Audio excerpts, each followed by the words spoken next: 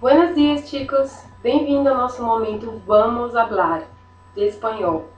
Bem, hoje iremos falar sobre algumas coisas que se dizem com relação ao espanhol, a viagens que fazemos, ou então para algumas pessoas que vão para países da América do Sul ou para países da Europa, em que a língua espanhola ela é bem falada.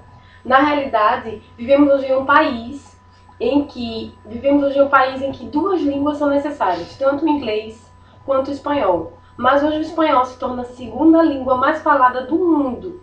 E o Brasil, com certeza, está rodeado de países que falam o espanhol.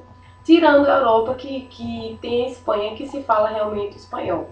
Então hoje o nosso programa será de algumas dicas sobre viagens que algumas pessoas, como os brasileiros têm viajado muito, de viagens que as pessoas fazem para alguns lugares, ou da América do Sul, com certeza como o Peru, muitos vão a Buenos Aires, né, na Argentina. E então, assim, algumas dicas de como você tem que falar, ou alguns termos que às vezes são usados e às vezes são confundidos com o do Brasil, que às vezes o significado seja outro, ok? Então, a primeira coisa para os cumprimentos seríamos buenos dias, buenas tardes, buenas noches, certo? Não bom dia, nem boa tarde, nem boa noite, mas buenas, certo? Não esqueça, esse seria um cumprimento.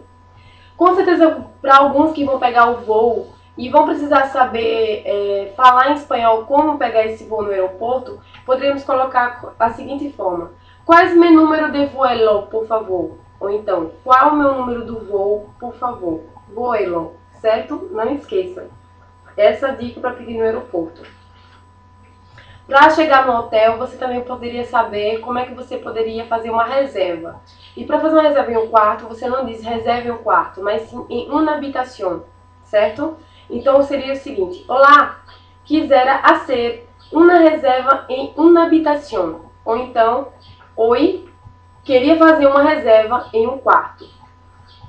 E para você no restaurante, gosta de tomar um maravilhoso refrigerante, principalmente em épocas que lá estaria muito quente, ou então simplesmente para poder se deliciar com uma bebida, poderia se dizer: eu quero um vaso de gaseosa. Um vaso de gaseosa quer dizer um copo de refrigerante.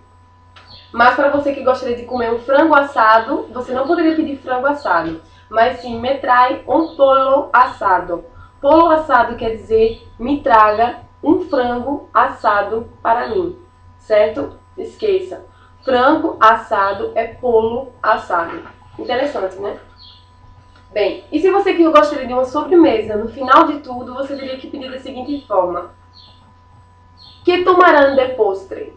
No caso, o garçom perguntaria para vocês: os que os senhores gostariam de sobremesa? Pois é, postre é sobremesa. Não se engane, se ele vier lhe oferecendo um postre, é uma sobremesa. E para você também não ficar perdido em nenhum lugar, de nenhum país que fale ou hable espanhol, até em lugares que realmente se fala até o inglês, muitos dos países europeus ou até mesmo nos Estados Unidos, como a Flórida, se fala muito espanhol. E você com certeza não estaria perdido se você perguntasse da seguinte forma: donde hay una parada de autobús? Onde tem um ponto de ônibus? Com certeza você falando dessa forma não estaria perdido, ok? E para qualquer coisa, se você quisesse enviar o cartão de onde você estivesse para qualquer pessoa que fosse aqui do Brasil, você com certeza conseguiria achar da seguinte forma, fazendo a seguinte pergunta: donde hay una oficina de correios mais cercana? Ou então, onde tem uma agência dos correios mais perto? Com certeza aqui você acharia a agência dos correios fazendo essa pergunta, certo? E para finalizarmos, não tendo mais problemas com relação a isso, complementamos essa forma algumas dicas básicas de vocábulos ou de algumas coisas, tanto para você chegar no hotel ou para você estar chegando tá andando numa cidade para poder achar uma parada de autobus ou uma parada de ônibus.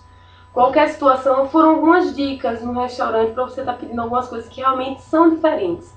Mas com certeza a junção do português com o espanhol, apesar de suas semelhanças, tem essas pequenas diferenças. Mas que com certeza com o passar do tempo, você neste lugar, você vai pegando algumas dicas, você vai verificando, mas tem algumas coisas que são de vitais importância para que no primeiro momento você não possa se confundir.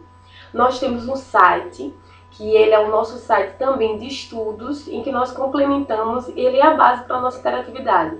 É o www.espanholgrátis.net. Ou qualquer coisa você não achando por esse endereço, você coloque no Google espanholgrátis.net, que o Google vai lhe indicar qual é o link para você estar chegando nesse site, que tanto você pode estar estudando, vendo dicas de viagem, de gramática e também está ouvindo, ok? Então, para vocês, como se diz em espanhol, hasta luego.